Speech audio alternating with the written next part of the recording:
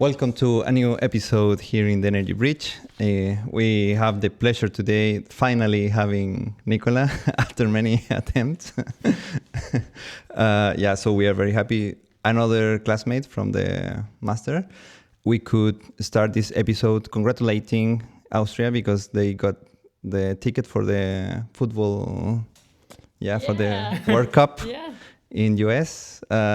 Just funny fact, the last time that Austria was in a football World Cup, it was in France in 98. And we played Chile against Austria and we tied 1-1. It was a last minute goal from Austria. Never forgot that.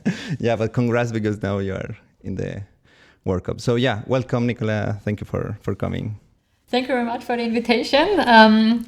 You see, we are working hard. We use every last second to make it equal. I think also yesterday, we just did it in the last couple of minutes. Wow. Equaled, but anyway, we got the entrance ticket and we finalized the step into the World Cup. Yeah, amazing. Congrats. It was a good match. Before we get into anything else, I thought Austria played good in football. Yeah, if they are not under pressure, they're always good. But under pressure is different. We are a small country, So we take our chances. Sometimes we are succeeding, sometimes not. With this World Cup ticket, I think it's something very special, and we are very proud that we managed it in the last minutes. Yeah, that's why I wanted to make the point, because it's big deal for Austria. So absolutely. Congrats. So maybe now that we are here, we chat a bit before recording. But we wanted to know from the beginning, because you are, we call it like a person who bridges the oil and gas sector with renewables now. So how do you get into the energy sector from being geophysicist to energy and now in Wien Energie? How was the path? The path is, I'm a very curious person. So one of the first questions, I think, already at the time when I was a kid was, how is it happening or possible that the landscape is like it is? Because I'm from the countryside, there are a lot of mountains and so on. And I did a little bit of reading, and was fascinated by these invisible forces which make this happen, meaning there is heat flows, water flows, there is energy which makes this entire earth shape as it is shaped, and the landscape as it is. And I think based on this, making this invisible visible, I came into this science-oriented study, geophysics, and actually also make with this the entry into my career, because in the first part I went into subsurface imaging. So the first couple of years I spent on a global basis on this imaging side, where I could make it happen that this, as I said, invisible is getting visible. And with this, I think this experience then made sooner or later the step into exploration and into the oil operating side. And I think this curiosity actually brought me then on the final stage into the renewable side, bringing economic aspects, technical aspects, physical aspects together. On a problem-solving scale, and that's why I'm there where I'm there at the moment. And you studied at Mount Leoben. Mount Leoben, but it's a mining university, Montanuniversität. Yeah. So it's a mining university. It's originally all about mining, and geophysics is one of these measures, I would say, which you could use in any kind of mining applications, and oil and gas is also mining. Yeah, exactly. So, I stay curious. I think the curiosity is what makes me thrive. Okay, great. But you have had this extended career in the oil and gas, and before moving into renewable. So, how was it, the transition? I think it's just a matter of of a mindset shift. It's a decision, you should do it. It's an easy shift because renewables is not renewables. The basis when it comes to risk assessment, project management, technical aspects, data analytics and so on, it's the same on both sides. So I would say 80% is transferable skills anyway. Especially, that's why I said renewables is not renewables. When it comes to geothermal, I mean, it's nearly complete shift or direct usage of your acquired skills anyway. It's the same. It's making the subsurface visible again, the same as in oil and gas. I think the biggest difference is the mindset shift. Because oil and gas is very linear. You have to focus on extraction. There is one point where you can, with this point you have to define, and then you explore or extract a big volume of valuable stuff, oil and gas. And then in renewables, it's more a system thinking. What is needed? It's more about flexibility. So from linear, you have to go to more multi-scalable kind of thinking. To make renewables successful, you have to create flexible systems, not decline curves, which is needed when you are in oil and gas. I think that's the main thing. So if you have your mind shift done, I think then it's not a problem.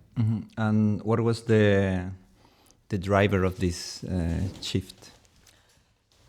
The curiosity. Okay. As I said at the beginning, I think it's to do something. It's a curiosity to see what's really possible on the good side. It's not good or bad, but on the renewable side, which brought me to the studies, and then seeing experiencing the impact you can do. Then also the environmental discussions, of course, going in parallel to the current environmental situation, and okay, but for the climate also, like the it's exactly. So I have my family, I have my kids. For me, it's worthwhile to invest in on the technical side where we can have a positive impact on the climate situation to make worthwhile environment or Earth also for the next generations, I would say. Yeah, I will say that renewable energy team is happy to have you in this side. A great acquisition for the team. Thank you.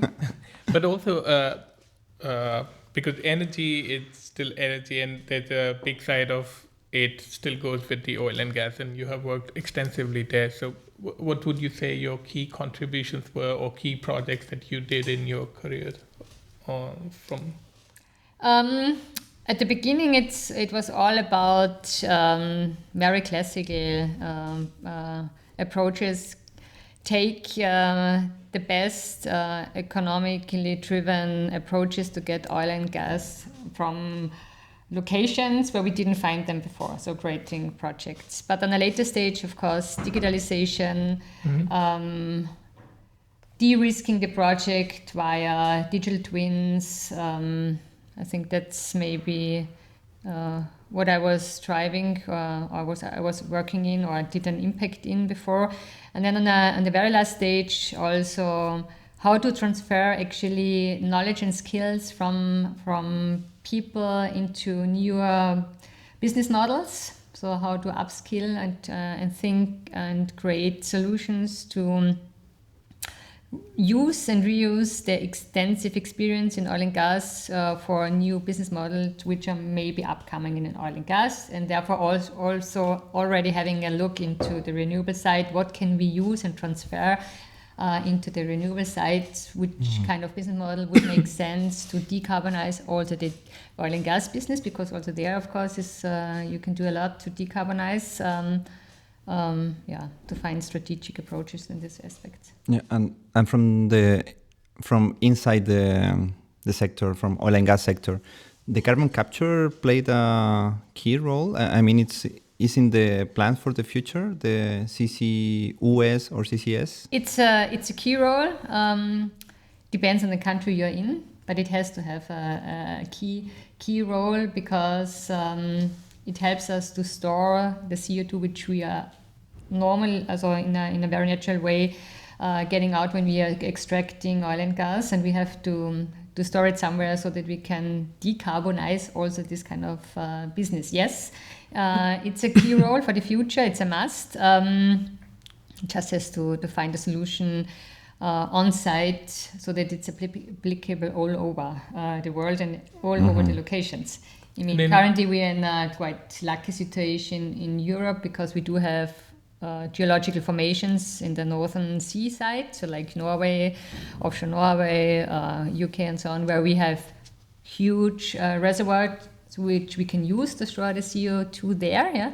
But for continental Europe, you have to find different solutions. Either you invest in infrastructure to get the CO2 there, offshore, or you find local solutions. And yeah, that's, I think it's one part the oil and gas business is focusing on currently and will continue focus on.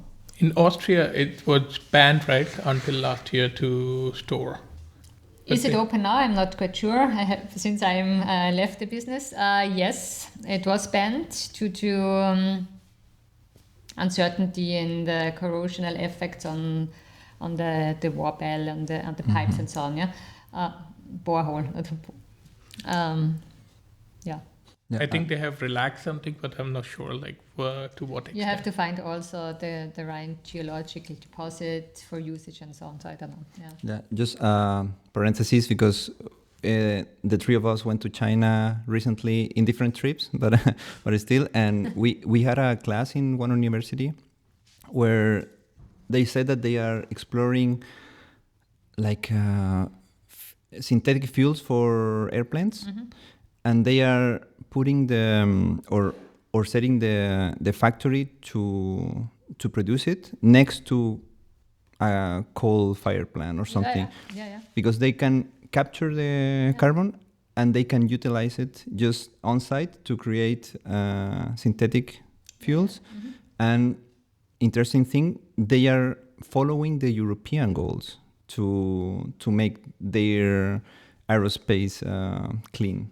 So they are working hard in synthetic fuels. That's interesting that they are setting the producing plant next to where it's produced, which makes sense. OMV is doing a similar stuff. That's for sure one other solution to use this, to have a isolated system, I would say, where you can reuse in a circular way your emissions.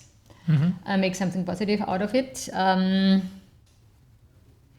China is currently, what I have learned on my China trip, is very open for new markets, and Europe is actually the only stable market they are aiming for at the moment, since US is not a possibility for them currently.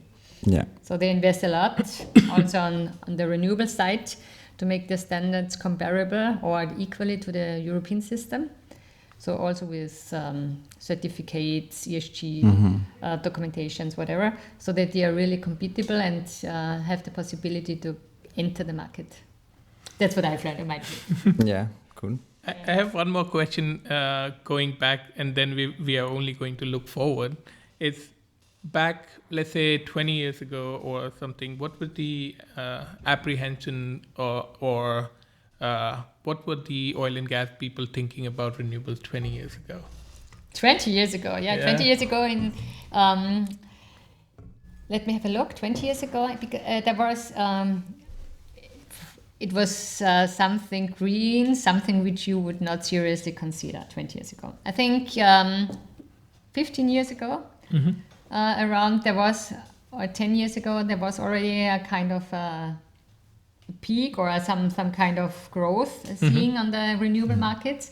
There, I think a lot of oil and gas companies, also BP and so on, Shell, they had a look into the renewable side, but and they invested, they did research, they created projects, but the renewable side never made the big, never made the race, since oil and gas projects, the companies are more focusing on project economics, and oil and gas projects never have the same kind of economics than the renewable side. I think this is one of the reasons why, there's still a battle between the renewable and the oil and gas projects because of this project economics approach.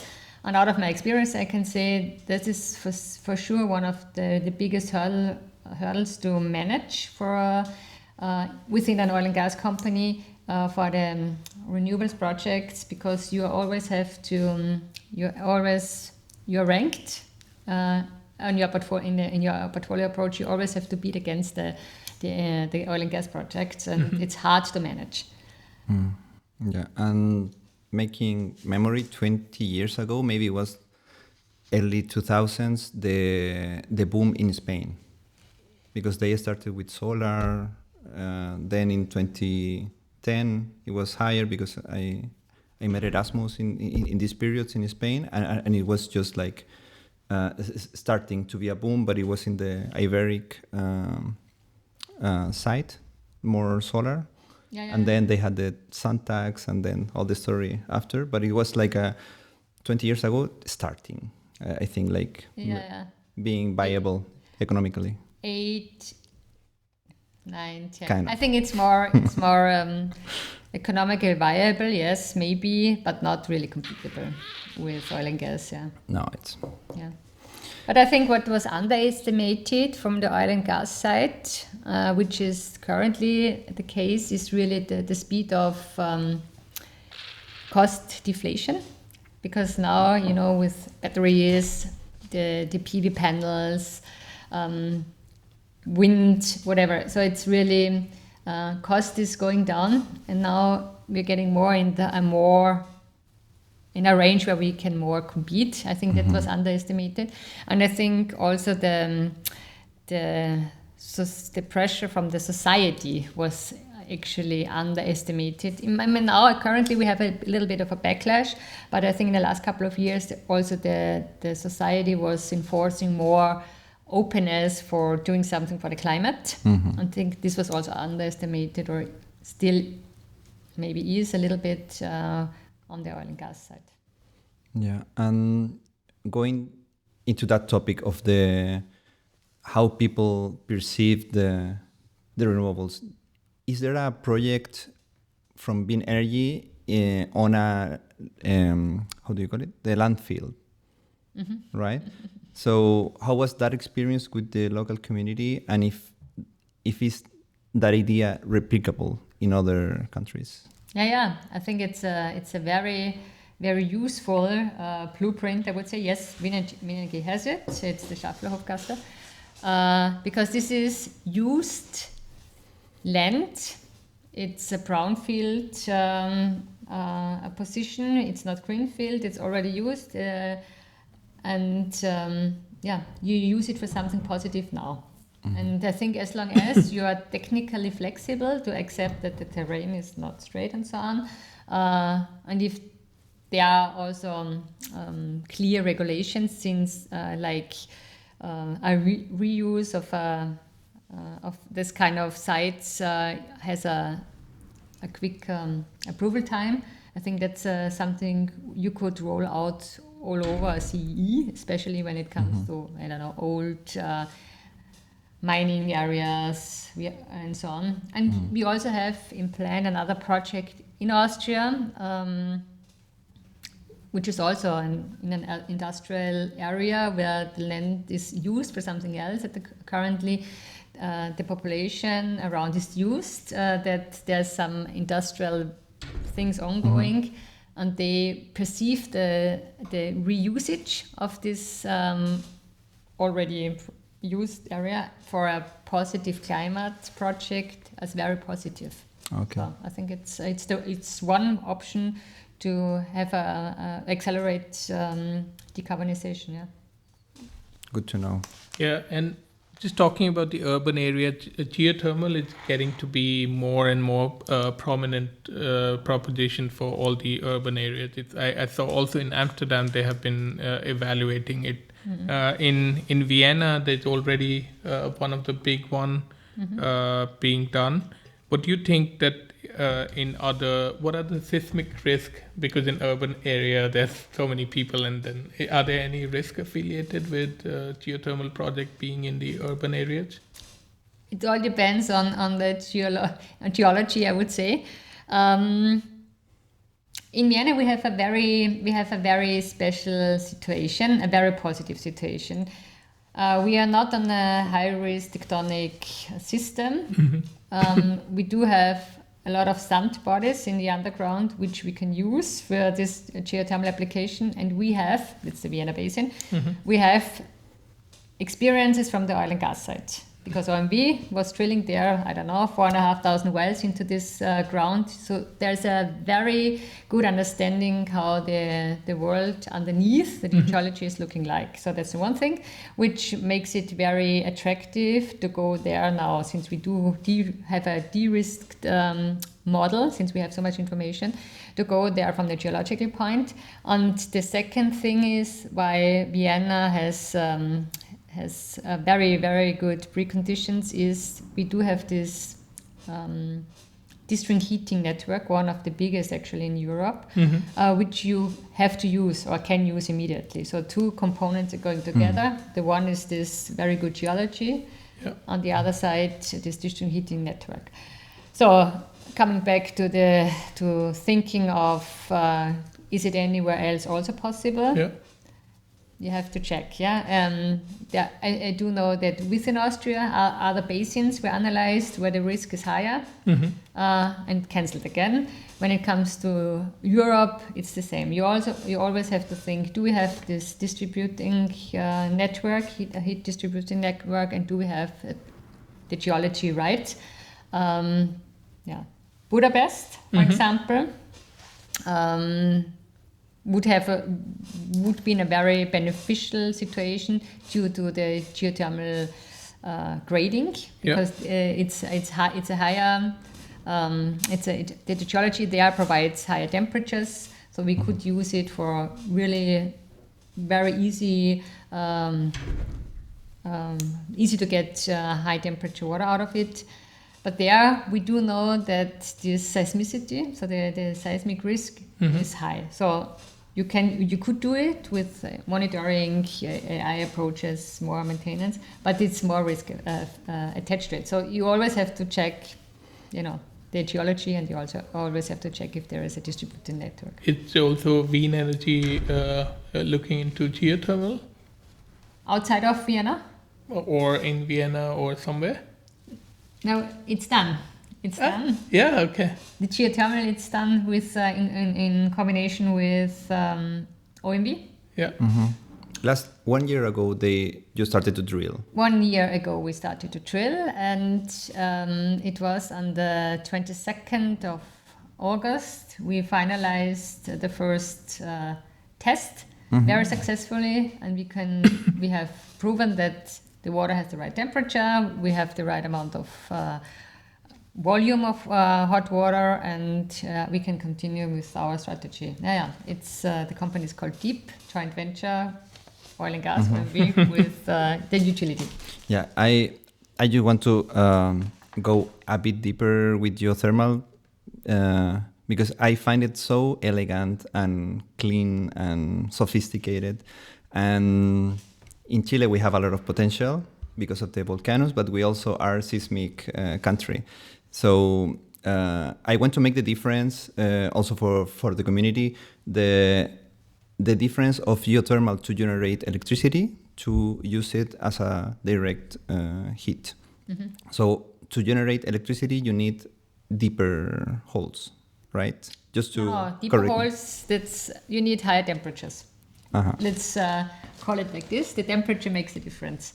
Okay. And this is connected to the geothermal gradient, meaning how many degrees increase of the temperature increase do you have per 100 meter going down the earth. And this is different from the tectonic situation we're in on a global scale. So in continental Europe, where we are now with in Vienna, for example, there is an increase of the temperature 3 degrees per 100 meters. That's the gradient. Chile has volcanoes, volcanic activities, which means you're very close to the really hot stuff. So there, I don't know. It shouldn't be so deep. Exactly. Okay. I don't know the increase of the temperature precisely, but you're really close to the hot stuff. So it depends where you drill. So a couple of hundreds meters, 1,000 of meters, but you're really close to a couple of hundreds of degrees. Yeah. And how deep is the drill in Vienna? In Vienna, it's the reservoir is in about 3,000, 3,500 meters. Okay, and just give me a bit of hope, because my dream is to implement geothermal in Chile in some point. How can you address the risks, the seismic risks? It depends. As I said, it depends in which tectonic regime you are in. In Chile, the two plates are. So it's high risk, high reward, I would say. In the Chile location, yeah. But the technology currently can address these risks, or is not viable? Or depends? No, you can. You have to have more sensitivity when it comes to re-injection with the extraction. You have to monitor it more close. Yeah. Okay. Yeah. So to keep it in mind. There are experiences also in Europe where you will have volcanic activities like in the Rheingraben in Switzerland and so on. There were some failures, but they also cope with the risk. So there is experience also in Europe with high risk zones. So you can manage, but it's riskier. Yeah, you have to be more sensitive. Yeah. Okay. Maybe we can move into digitalization. Exactly. Because, you can go. No, just before finishing the urban renewable part, also there's a lot of community energy cooperating that is existing in Vienna. Is there any strategy of Wien Energy about that, to also have a energy community maybe in... Energy communities is one of our daily businesses, I have to say. The strategy is include people, be transparent, communicate transparent, show what's... so they have to get the community in-buy from the early stage on, and then it works. That's not a problem. And it's Wien Energy has its own energy community as well? No, but it's dealing with the energy communities. No. In Wien Energy, we have our own models. Yeah. Okay. Different kind of community models. Models where you can buy special pieces or amounts of electricity, and you get vouchers for this. So you're part of your own. It's a kind of an ownership model, but also in that way that you get reduced electricity prices when you're part of the community. But we have our own with the city of Vienna, but we also have communities with private persons. And it's with the directive of what Energy and Klimafond has. They have the whole regulation about energy communities. So that is the directive that Wien Energy has to deal with. Yeah, and now going into digitalization, you are head of assets. So in Wien Energy, which has a lot of assets. So we wanted to know how useful are the digital twins to manage assets, or how are you dealing all the management of the whole system that you have, but with digitalization? Are you using digital twins? Are they useful? Are you using AI? And also, what kind of asset Wien Energy has? I'm heading the business unit for asset development, planning, and then after it's implemented, more the strategic approach. So what can we do in future with our assets? How can we decarbonize? But I'm not heading the, just for your information, not heading the asset management itself. Okay. So it's not that I'm, optimizing maintenance, supervisions, and so on. This is a separate part. My unit is more for the strategic approach. What can we do when our gas power plants are reaching end of life, which can happen soon because they are quite old. So some of them were built in the 70s, others in the 80s, so they are getting in their ages. What can we do afterwards? Yeah. How can we decarbonize? How can we still provide energy security in future when the assets are not usable anymore? That's one thing. Digital twins, out of my experience, I can say it's always an asset in the asset management, because you can de-risk your assets. You can simulate the behaviors. You can simulate maintenance approaches. Also in general, it's an option to get a real an image of a 3D simulation of your asset, gas power plant, wind, whatever, where you can simulate different situations which can happen in real life then. Yeah, because something that we also heard in China, it's they have a new infrastructure. I mean, the last 20 years they started to grow exponentially, so the grid is kind of new. But Europe is living another situation, which is a old grid, old assets, old power plants. So what is your vision in the future of Europe with the old infrastructure? They should be replaced soon and make a plan, or it should be more optimized and more going into digitalization and software? What is your vision?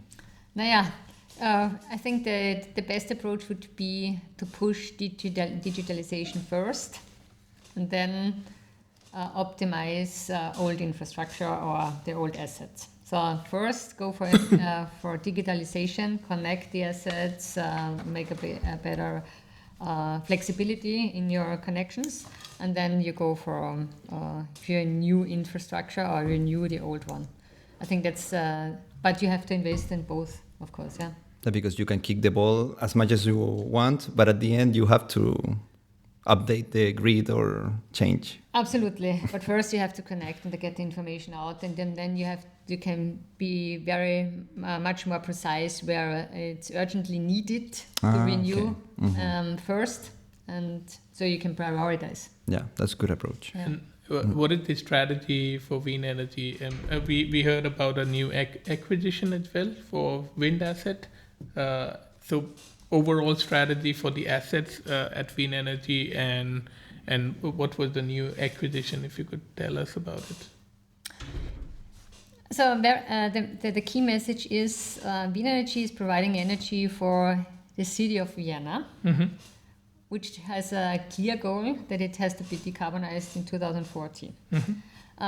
Meaning any kind of energy consumption, electricity, heat, has to come of 100% decarbonized renewable assets. To getting there, we have high goals. Yeah. And in the end, I don't know, we need 17 terawatt, I think, hours in 2040 for the entire consumption, which cannot be done, by the way, from within Vienna city alone. So it has to incorporate all kinds of, entire Austria, all countries of Austria, but also surrounding countries to international countries, so that we really can fulfill our need and provide the energy. So to get there, you need producing asset, you need a pipeline, you need properties. And this is a lot of work. Yeah. And ImWind, which was the acquisition, has already a big pipeline, has producing assets. So we need it, they have it, so it was a perfect match to reach the goals. And with this, we will reach the goal. I mean, we will reach the goal on the electricity side, so 2.8 gigawatt in 2040. Coming purely out of this deal, and we also will reach it with the geothermal application, with heat power, and of course, when we are in time with maturing our hydrogen goals, then we will be completely net zero, net free, climate neutral in 2040. Okay, that's make a perfect pass to a hot topic. I wanted to applaud. Okay, so the regarding the gas dependency with the Russian situation now, the gas getting into Europe, but also you mentioned the hydrogen strategy. So what is your vision with the implementation of hydrogen in Europe, if you should use the existing pipelines and modernize, or just start from the scratch and to build a new hydrogen network? I mean, old pipelines are not the issue. You can use them if you upgrade them a little bit for the hydrogen transport. The issue there is more the joints, the compressors, so where which are not hydrogen ready, I would say. Creating a new infrastructure, I think it's not the goal. It's more, let's phrase it differently. What we should use or reuse are these corridors. So the areas where already existing pipelines are, we should use. Some of them we have to refurbish. Other areas we can create something new, but go for the existing corridors. I think that's the main message. Why? It's permitted there. They are already done, and it's industry and people, and we know the corridors then already. I think that's the strategy to go. Yeah, but technically, hydrogen is difficult to manage because it's too small particle, right? So we have heard about using blending in the current gas pipeline infrastructure, but can they be used completely with hydrogen? The current, or they have to be retrofitted or changed? Yeah, that's it depends. There are some pipeline steel. How to say? There are some kind of material mixtures which are capable, and some are not capable. So you have to re-evaluate, I think, the whole infrastructure, and then to choose where to change. Exactly, from case to case. On the pipeline side. I think the more critical thing is, and which you have for sure we have to exchange, is, as I said, the joints, the compressor stations, this part, because they have to be retrofit, refurbished or changed. Okay. But there are different mixtures, steel mixtures, I call it now, I don't know the English expression, which are capable to use not only 15 to 20% blended hydrogen, also more. And others are not, so it's different. Yeah. Okay, and are they in the Wien Energy's plan in the future? Yeah, it's we have a strategy for it. Yeah, we are part of different consortia, dealing with different corridors: South Corridor, East Corridor, North Corridor, different corridors. But we go for hydrogen. Yeah. Okay. I want to understand also about the district heating network. Is it also part of something that you work on, or no? Me in my role, not. Oh, okay. Wien Energy, yes, for sure. And are they? I mean, are they expanding the district heating network? Or I think in Vienna it's already very robust, right? Absolutely. But when it comes to hydrogen, then we have to have extra pipelines, of course. Yes. But we just also want to understand, like we were talking about the hydrogen part, and currently in other countries, the whole pipeline system is pretty old. And what is the impact of having old pipeline if the energy is lost, or the infrastructure is needed, or they can just be used as well? The old pipelines can still be used, and we can. As I said, it depends on the age of the pipeline, and it also depends on the material of the pipeline. So it's different from case to case. I just one example of my experience or from my daily life is we are part of a consortia where we will think to import hydrogen to Austria if everything is maturing and so on in 2036. And with this import, we will reuse existing infrastructure, a little bit made hydrogen ready.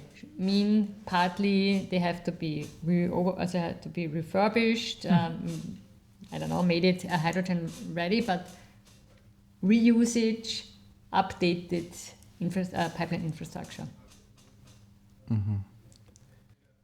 And also you at Wien Energy, you're working with a lot of Eastern European countries. What do you feel anything challenging there in terms of policy that you think that could be changed in, let's call it, which are the more important countries that Wien Energy is working in the Eastern European part right now? All countries are important, I have to say.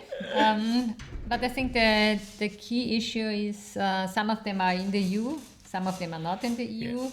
And I think what's really needed is it's a common regulatory framework which is not existing together, which is not existing currently.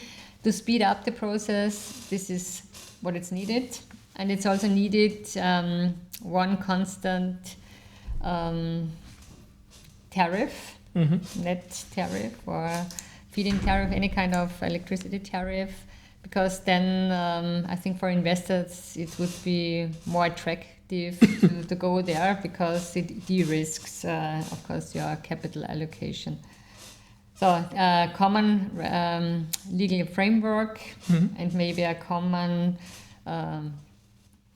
feed-in electricity priced system would be necessary or would be nice to have. And Wien Energy is also doing a couple of projects in Balkans, right? Yeah. Interesting. And it's challenging. It's challenging due to the different legal situations and regulatory situations and grid access regulations, property regulation. Some of the countries, they do have very simple cataster, like they do know who is the owner of the land property. That's already there. In some countries, you don't even have this kind of registration. So you have to find out first who is the owner. So it's different from country to country. And especially depending also on being within the EU, being outside of EU. Yeah, we are now in 19th of November, and we heard also news in this week that European Union changed a bit the strategy to the grid connection queue at the end. They're going to prioritize some if it has BESS or not, if it's environmental friendly or not. How do you see this direction? Yeah, very, very good, because it gives an equal chance to everybody, to the utilities and everybody, developers, because you have clear directions what you have to apply, that you are getting prioritized. This is in contrary to the past. The past was more first come, first served. Here we do have now a clear clear, standard what have to be done. And BESS, for me, it's anyway the way to go. And it's also the way to go for Wien Energy, because it helps to stabilize the grid. It also takes a little bit of pressure out of the grid exchange or growth or development. Yeah, actually, you acquired recently this 12 megawatt hours project in BESS? We acquired? No, we did not acquire. No? We are creating ourselves. It is for yourself. Yeah, okay. We are developing. Which one do you mean? Which we acquired? 12 megawatt hours project? Or within Vienna or? In Vienna. Some news around. Can be. I mean, it's the Schafflaufgasse Straße. We are enlarging. We do have a battery there, and we are enlarging the battery. And then there are a couple of others which is in development. Okay. But these are not bought. It's our own development. Other intrinsic topic recently, it's the approval in the Austrian landscape, is the approval of the draft for the electrical law. Oh. Okay, that expression. No, but what is your feeling, or what do you think about it? It's for us really, really critical that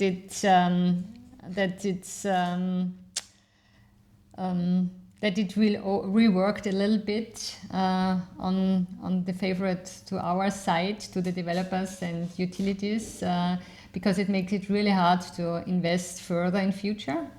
Okay, so now let's go to the future. Because, we are getting into the end. So we have this question for the guests.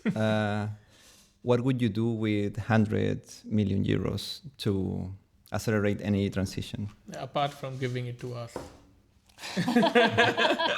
Investing in me. Sorry.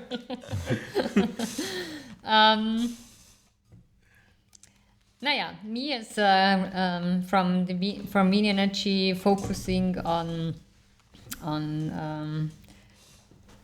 energy provision for the city itself, I would invest it in urban hybridization projects, which can be then rolled out all over to different cities, meaning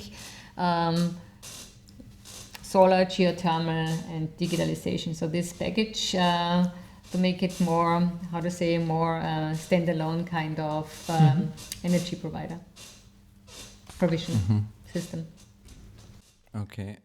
Also, in terms of the emerging tech at Wien Energy, what do you think is going to disrupt or going to be implemented faster? Agrivoltaic or integrated geothermal? For sure, agri PV, because it's easy to implement and it's scalable. It's quickly scalable. Yeah. But on a long-term scale, geothermal, of course, has its power. It will be implemented, but just on a slower pace. It's a bit of radical question, but we heard from you that Wien Energy is going to be reaching its 2040 goals very easily after the acquisition that you had about the electricity. But Vienna as a whole, you think, what is the realism? Where is it going? And will there be any need for some imports from maybe Czech Republic or somewhere? So on the electricity side, yes. No need. If everything goes well and on time. On the heat side, still, I would also say there is no need for any imports. If we are successful in geothermal heat pumps, but also, as I said before, hydrogen for storage, external storage. So if we're really maturing all our ideas, pipelines on time with the right space, getting all the permissions done, establishing in the background the market, then we we have the vision that we are kind of resilient and independent from any imports. And yeah, just controversial because now is again on the table nuclear power. Yes. What do you think about its develop of nuclear power plants, new ones? What's my personal opinion? Yes. Yeah, I'm an Austrian. I'm a Generation X kind of person, so I have a lot of doubts about nuclear. You know, there's this historical case that we do have this nuclear power plant which was never taken into... Yeah, it's built, but it was never run. Exactly, it was never run because we then were demonstrating. So I'm part of this kind of generation. So it's in my DNA inherited that we are not supporting it. But overall, small modular nuclear power plants which are already in construction, of course, it's a very clever idea. It's it's clean. It does not have any emissions. I would say if there's not any kind of other energy forms established in the next 30 years, for sure nuclear will have a revival. Yeah, but I love that Vienna has in its constitution that it's unconstitutional to build nuclear power plants. It's something. Yeah, but we are a small country and we are surrounded by I don't know how many power plants also in Czech and Slovakia on seismic active lines, so. Talking about legacies, what do you think the coming fossil engineer could learn from your journey? From this side to bridging and going to the renewable side? Stay flexible. I think the most important thing is adaptability and flexibility is the new expertise. The science or the technology is the same. It's just the purpose is different. So take the opportunity to contribute on the good side and don't stop taking the opportunity because of not changing the mindset. And which advice would you make to the new energy professionals who are joining the sector? Yeah, I think engineers or any people who are interested in energy should take the opportunity to be part of this century big challenge, which is the challenge of energy transition. Be an active part, take the challenge, drive it, and don't wait. Amazing. And last question to our classmate. How do you miss the class? A lot. Yeah. A lot. Regards to all the classmates. Exactly. See you guys. Hope to meet you soon again. Congratulations once again that you all finished the studies. I'm very proud of you. Oh, thank you. And is there something that we didn't ask and you would like to share with us and the community? I think we seriously should all take the opportunity to own the energy transition. It's our chance to make a better world. It sounds very dramatic, but time is now. It's not later. I mean, there are a lot of backlashes, a lot of geopolitical situations which are not in favor of a transition in a cleaner energy system currently. But we all should take the opportunity or take the energy to be part of this, to own this energy transition. I think that's the most important thing, and it can be done by everybody. Amazing. Thank you very much, Nicola. It's been a pleasure. Yeah, thank you. Thank you. Yeah, super grateful to have you here.